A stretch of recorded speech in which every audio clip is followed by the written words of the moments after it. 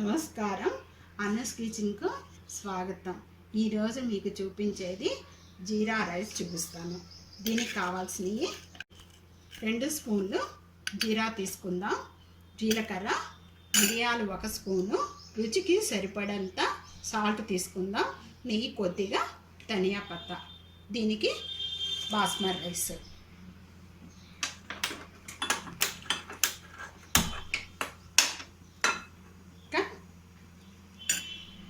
గిన్నె పెట్టుకొని దానిలో మనం ఫస్ట్ ఇది వేడయ్యాక దీనికి ఒక 2 స్పూన్లు నెయ్యి వేసుకోండి. నెయ్యి వేసుకొని దాన్ని కాగిన తర్వాత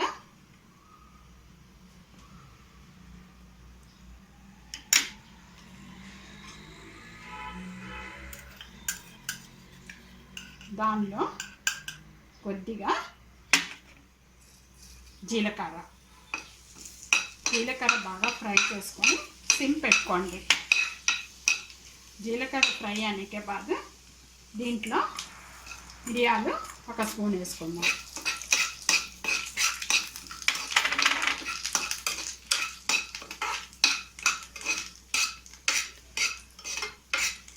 జీలకర్ర జల్ది ఇది వేగిపోతుంది. దాంట్లో మనం ధనియా పత్త వేసుకొని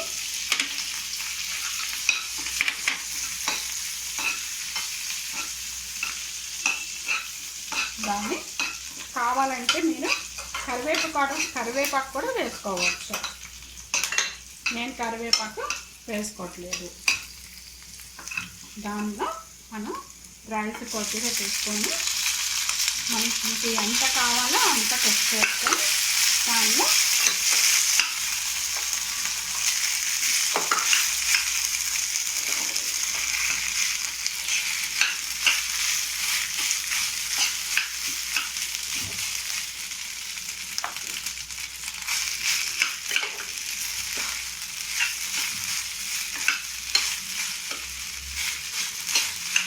ఇది బాగా కలిపేంత వరకు ఉంచుకొని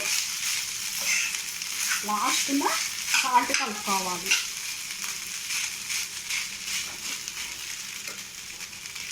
సాల్ట్ కొద్దిగా పడుతుంది, ఎక్కువగా వేసుకుంటే బాగుండదు, దీని టేస్ట్ చేంజ్ అయిపోతుంది. చూసుకొని రుచికి సరిపడంత వేసుకోండి.